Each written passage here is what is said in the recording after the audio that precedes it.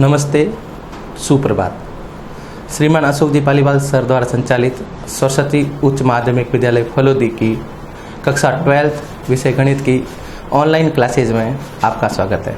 मैं विनीत शर्मा, व्याख्याता गणित। आज का जो अपना टॉपिक है वो चैप्टर नंबर 4 12th क्लास सारणिक डिटर्मिनेंट। इससे पहले हमने चैप्टर नंबर 3 आव्यूह मैट्रिक्स जो जिसके बारे में स्टडी की अपन ने मैट्रिक्स में देखा कि मैट्रिक्स जो है वो एक संख्याओं या चरों की पंक्तियों तथा स्तंभों में एक व्यवस्था थी। मैट्रिक्स का कोई मान नहीं होता है। मैट्रिक्स जो है उसका जो डेवलपमेंट जो है 3 चरों के रैखिक समीकरण का या 2 चरों के रैखिक समीकरण का के कोफिशिएंट से है। वो एक सिर्फ एक व्यवस्था थी जिसमें अपन ने देखा था कोई मैट्रिक्स ए था 1 2 3 4। मैट्रिक्स जिसको ए कैपिटल ए द्वारा रिप्रेजेंट किया जाता है तथा उनके जो अवयव है उनको एक बड़े ब्रैकेट के द्वारा प्रदर्शित किया जाता है तथा उनको अवयवों को यहाँ लिख दिया जाता है। दूसरा, मैट्रिक्स का जो क्रम था अब जो किसी भी ऑर्डर का हो सकता है। मैट्रिक्स का जो स्क्वायर फॉर्म में भी हो सकता है और आयताकार फॉर्म में भी हो सकता है। जैसे ये पर्टिकुलर 2x2 का कोई दूसरा मैट्रिक्स भी 1 2 3 0 7 2, ये जो मैट्रिक्स है ये 2/3 का है। मैट्रिक्स भी जो 2/3 का है। ये तो बात हुई मैट्रिक्स की। अब अपना जो पॉइंट है आज सारणिक। सारणिक क्या होता है? किसी भी आव्यूह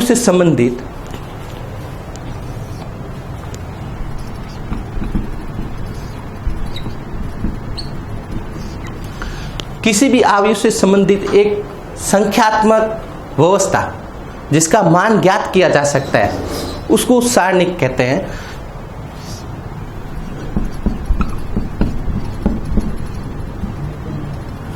यदि ये सारणिक जो आपको आव्यूह ए दे रखा है इसका सारणिक फाइंड करना है तो सारणिक ऑफ ए द्वारा प्रदर्शित किया जाएगा। सारणिक ऑफ ए या determinant of A, representing by the determinant of ए।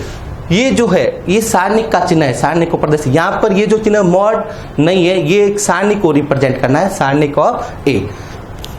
अब क्या किसी भी आव्यूह से कोई सारणिक संबंधित की जा सकती है? नहीं।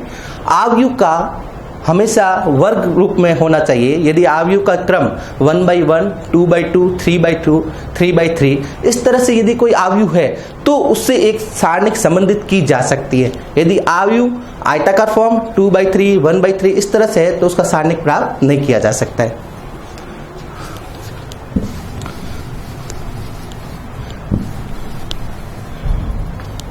यदि एक आव्यूह ए n/n क्रम का स्क्वायर फॉर्म में है, यदि आव्यूह ए जो है n/n क्रम का है तो उससे एक संख्यात्मक मान सारणिक ऑफ ए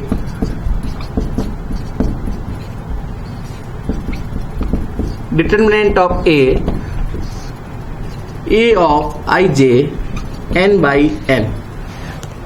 इस आव्यूह से एक सारणिक ए डिटर्मिनेंट ऑफ ए प्राप्त किया जा सकता है क्योंकि यहाँ पर जो आव्यूह है वो किस क्रम का है? n क्रम का।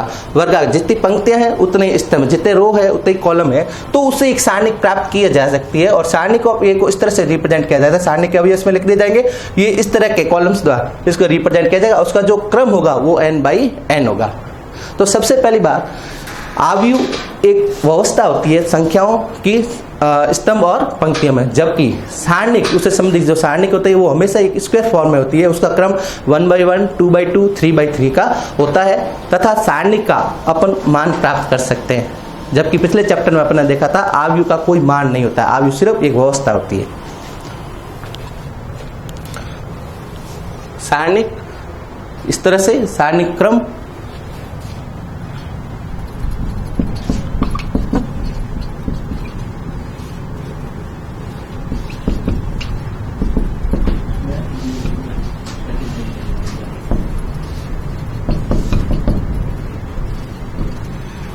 सारणिक जो है उसका क्रम हमेशा n/n क्रम का, जितनी पंक्तियां होगी उतने स्तंभ होंगे। उदाहरण के रूप में देखते हैं, एक सारणिक ए है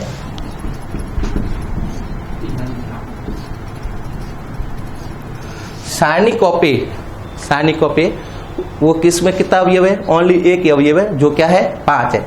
अब इसका क्रम 1/1 क्रम का, determinant of A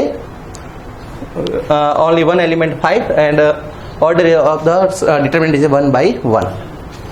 Another determinant B 1 2 3 0। सारणिक जो B है उसमें 2 पंक्तियां हैं और 2 स्तंभ है, क्रम समान है 2/2 का, ये B स्क्वायर फॉर्म में 2 क्रम का सारणिक B है। 3 क्रम का भी सारणिक ले सकते हैं, एक सारणिक C 1 2 0 2 1 -2 -1 2 3 1। सारणिक C जिसका 3 पंक्तियां हैं और 3 स्तंभ है, 3 रो और 3 कॉलम है, तो ये 3/3 क्रम का है। तो इस तरह से हमने देखा कोई भी सारणिक 1/1 क्रम का, 2/2 क्रम का, 3/3 क्रम का, अर्थात इस n/n क्रम का होता है।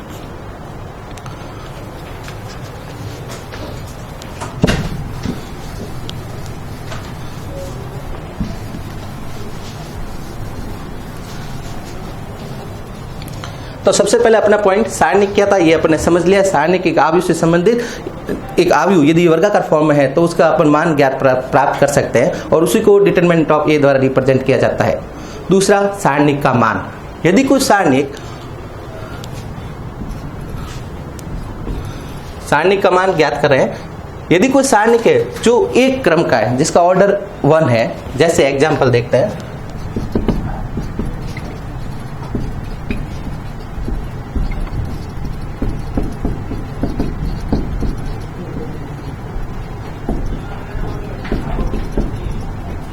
value of the determinant of order 1, determinant A as a 3। एक डिटरमिनेंट A है जिसमें केवल एक ही अवयव है और वो क्या है 3 है।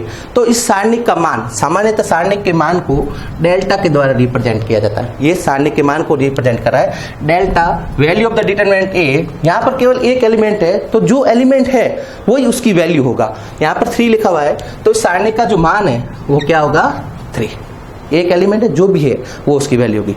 जस्ट एग्जाम्पल, एक अनदर सारणिक है B और उसके अंदर एक एलिमेंट -5 लिखा हुआ है। ये अपन पहले जान चुके हैं, ये जो चीज है वो डिटरमिनेंट को शो कर रही है, मॉड को नहीं है।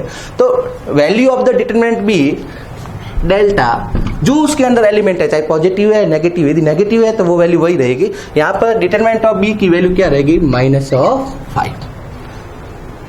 जो उसके अंदर एक एलिमेंट है वही उसकी वैल्यू होगी। इस तरह से एक क्रम की सारणिक का मान, value of the determinant 1, order of the 1, that is 3 and here the value of the determinant B is equal to -5। जो वैल्यू उसमें रखे वही उसका मान होता है। तो ये प्रथम क्रम की सारणिक की मान अपने ज्ञात किया। अब द्वितीय क्रम की सारणिक का मान कैसे निकालते हैं, value of the determinant of order 2।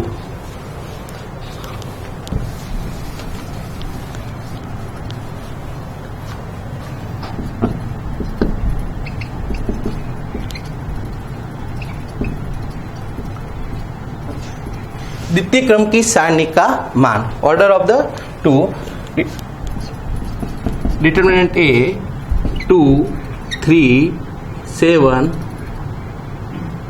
5।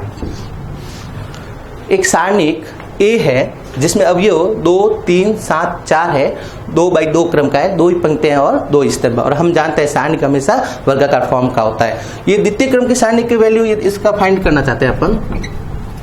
अब इसमें कैसे ज्ञात करेंगे, यदि इस तरह से सारणिक दे रखा है तो इस अवयव का सबसे पहले इससे 2 का किससे मल्टीप्लाई होगा 5 का, और उसके बाद में इस 3 की किससे गुणा होगा 7 से। जैसे value of the determinant A, ये 2 का 5 से मल्टीप्लाई करेंगे, माइनस 3 का मल्टीप्लाई करेंगे 7 से। ये मुख्य विकर्ण है, मुख्य विकर्ण के अवयवों का आपस में मल्टीप्लाई करेंगे और उसके बाद जो दूसरा विकर्ण है इसका इससे मल्टीप्लाई करेंगे। तो डेल्टा इज इक्वल टू 2 को 5 से मल्टीप्लाई किया 10 minus 7 × 3 21। Then value of the determinant a is equal to 10 minus 21 that is a minus of 11। तो इस पर्टिकुलर जो वैल्यू आपको सारणिक दे रखा है सारणिक बी, तो इसका द्वितीय क्रम की जो सारणिक है और इसका मान ज्ञात करने के लिए 2 को 5 से मल्टीप्लाई किया इन दोनों अवयवों को, तो वैल्यू आई 10, और 7 को 3 से मल्टीप्लाई किया तो 21, और 10 minus 21 that is a minus of 11। Then the value of the given determinant of the A is equal to minus of 11। एक और एग्जांपल देखते हैं द्वितीय क्रम का। एक सारणिक बी है और उसका अपन को मान ज्ञात करना है, b is equal to 7 minus 1 2 3। इस सारणिक b इसका मान ज्ञात करना है जो 2/2 क्रम का है, तो इसकी वैल्यू क्या होगी, डेल्टा इज इक्वल टू वही वैसे प्रथम मुख्य विकर्ण के अवयव को मल्टीप्लाई करेंगे 7 इंटू 3, 7 इंटू 3। इसके बाद है माइनस जो अपने नियम का है, और ये जो वैल्यू खुद है वो -1 है, तो -1 का 2 से मल्टीप्लाई होगा, ये तो माइनस अपने नियम का, और -1 into 2। Then delta is equal 7 into 3 21 minus -1 का 2 से मल्टीप्लाई किया तो -2, और ये जो बार माइनस अपने नियम का है तो 21 minus minus plus 2, then delta is equal to 23। ये यहाँ पर माइनस है, ये अपन को ध्यान रखना है, ये जो माइनस है ये तो इस नियम का मुख्य विकर्ण के अवयव को मल्टीप्लाई करेंगे, फिर माइनस और जो सेकंड अवयव दूसरा विकर्ण है उसके अवयव को मल्टीप्लाई करेंगे। तो इस तरह से सारणिक और बी की जो मान हुआ 21 माइनस माइनस वापस प्लस हो गया, और 2 into 1 21, then 21 plus 2 that is 23, then the value of the given determinant B is equal to delta is equal to 23। इस तरह से हमने द्वितीय क्रम की जो सारणिक है उसका मान प्राप्त किया।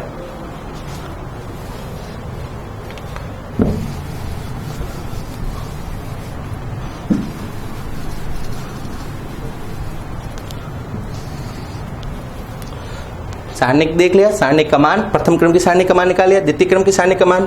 अब तृतीय क्रम की ऐसी सारणिक जो 3/3 क्रम की है तो उसका मान कैसे ज्ञात करेंगे, वो एक एग्जाम्पल की तरह से अपन देखते हैं। Determinant of A 1 2 3 2 1 4 3 0।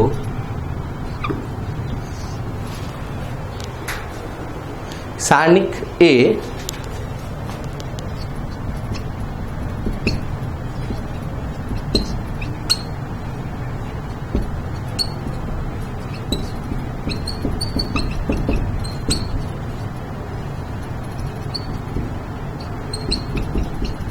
value of the determinant of order 3, determinant A is given 1 2 3 2 1 4 3 0 and 2, 3/3। अब जो सारणिक 3/3 है इसका मान ज्ञात करने के लिए अपन किसी भी पंक्ति या किसी भी स्तंभ का प्रयोग कर सकते हैं। सामान्यतः अपन प्रथम पंक्ति का उपयोग करते हैं, लेकिन ये कोई नियम नहीं है। आप चाहे तो किसी भी पंक्ति या स्तंभ से लेकर उसके संगत अवयवों को संगत उपसारणिक या सहखंड से मल्टीप्लाई करके अपन मान प्राप्त कैसे करते हैं। कैसे, प्रथम पंक्ति से मैं कर रहा हूं,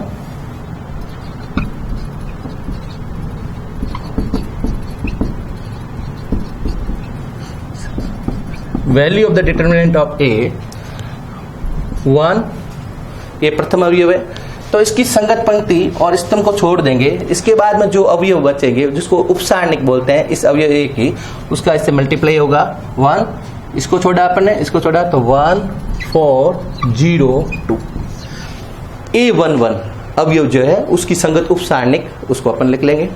इसके बाद में ये जो है यहाँ पर माइनस ऑफ इस चिन्ह, ये प्लस का होता है, इसके बाद माइनस कैसे होता है वो अपन आगे देखेंगे। -1 की प्लस i प्लस j की घात से प्लस माइनस को अपन डिनोट करते हैं, वो अगले टॉपिक में देखेंगे अपन। तो 1 इंटू 1402 -2 इंटू, अब -2 इस पंक्ति को छोड़ देंगे अपन, ये पंक्ति और ये स्तंभ दोनों छोड़ देंगे, तो 2 4 3 2 2 4 3 2। इस 2 के लिए ये पंक्ति, ये जो स्तंभ और ये पंक्ति छोड़ा तो पीछे बचा 2 4 3 2 प्लस 3 इंटू, अब इसकी संगत पंक्ति और स्तंभ को छोड़ देंगे तो 2 1 3 0 उपसारणिक 2 1 3 0। ये जो 3/3 का था वो किस में कन्वर्ट हो गया, 2/2 के सारणिक में। और अब इसकी जो वैल्यू होगी डेल्टा इज इक्वल टू 1 को ऐसे लिखेंगे और इसका मान ज्ञात कर लेंगे। अपन जानते हैं 1 को 2 से मल्टीप्लाई किया 2 माइनस 4 को 0 से मल्टीप्लाई किया तो 0 माइनस ऑफ 2 इंटू 2 को 2 से मल्टीप्लाई किया 4 minus 3 into 4 12 plus 3 into 2 into 0 0 minus 3 into 1 that is 3. Then value of the given determinant 1 into ये तो बच गया 2 minus 2 into 4 minus 12 minus of 8 plus 3 into minus of 3. Then delta is equal to 2 into 1 2 minus minus plus 8 into 2 16 3 into 3 minus of 3 minus of 3. Then delta is equal to 18 minus 9 that is of 9.